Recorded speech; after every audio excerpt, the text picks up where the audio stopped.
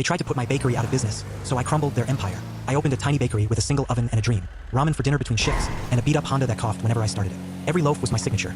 Sourdough at dawn, cinnamon rolls by noon. Neighbors said I had charm. Clients said I had soul. Bills said I had a different story. Then, an investor-backed cafe popped up across the street. Luxe Co. The owner, Vivienne, drove a brand new BMW and posted sunsets from her new house like it was a vibe board. Her staff wore designer aprons. Her menu was printed on gold leaf. The first month, we coexisted. The second month, she started hiring my regulars with higher wages and free uniforms. The third month, her delivery van blocked my door at lunchtime. Business dipped. I cut hours. I ate ramen to make the payroll. Vivienne came by once, smiling like a queen on a goodwill tour. "We're bringing the neighborhood up," she said. Then complaints started. "Your place smells. Your counters look old." Anonymous notes tucked under my door. A surprise inspection flagged a minor violation that had never been cited in 7 years of health checks. I fixed it within hours. Still, clients were scared off. Someone was weaponizing red tape. I watched helpless as my savings dwindled. My Honda's battery died on a rainy Tuesday. I pushed it to the mechanic and paid in cash I'd been saving for new proofing boards. One night, I found a glossy flyer shoved under my door. Community night, Luxe Co.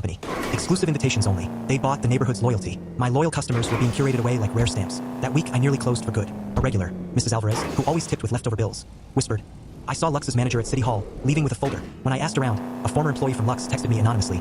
"They pay to keep inspectors busy. Don't play dumb." I felt anger heat my chest. Not just for me, this was personal. This was my kitchen, my rhythm, my grandma's recipe. I decided it was time to stop being desperate and start being dangerous with evidence. I spent nights compiling everything: inspection dates, timestamps, phone logs, screenshots of Luxe's job posts, receipts showing freebies to local organizers. A friend who worked in the municipal office quietly copied emails for me. A barista who quit Luxe sent me voice notes describing the hush money envelopes. We had a trail thin at first, then thick enough to choke a lie. I reached out to a freelance reporter who loved David versus Goliath stories. She listened. She wanted receipts. I gave her a folder that smelled like flour and fury. The article went live on a sleepy Tuesday.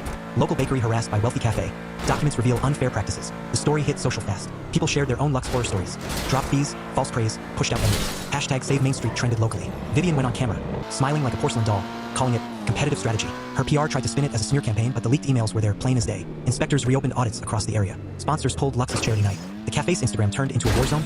Angry threads, old employees exposing training scripts about handling community sheep. Orders at Luxe cratered. Their reservations dried up. The glossy van was seen at odd hours, loading boxes labeled restock and move. Vivienne's down payment on her second house? She'd used investor cash that evaporated under the bad press. Banks started asking questions. Then came the quietest move, the one she never saw. I negotiated to buy the lease on her sister property. The auxiliary kitchen Luxe had reserved for expansion. I used investors who believed in local food culture, people who preferred bread over branding. When Luxe's landlord decided to cut their losses after a week of empty tables and bad headlines, he signed the lease transfer. The sign came down, replaced by a fresh white banner with my bakery's logo. My old oven hummed louder than ever the first morning we reopened the next storefront. More space, more faces, more dough. Vivienne packed her designer boxes and left town. Rumor said she was trying her luck in a ritzy suburb where unease is easier to buy off. Now, people line up at my door again. Kids with sticky fingers, old men with early coffee, the late shift workers who used to eat ramen but could finally afford a cinnamon roll. I drive my beat-up Honda past Luxe's dark windows and smile to myself.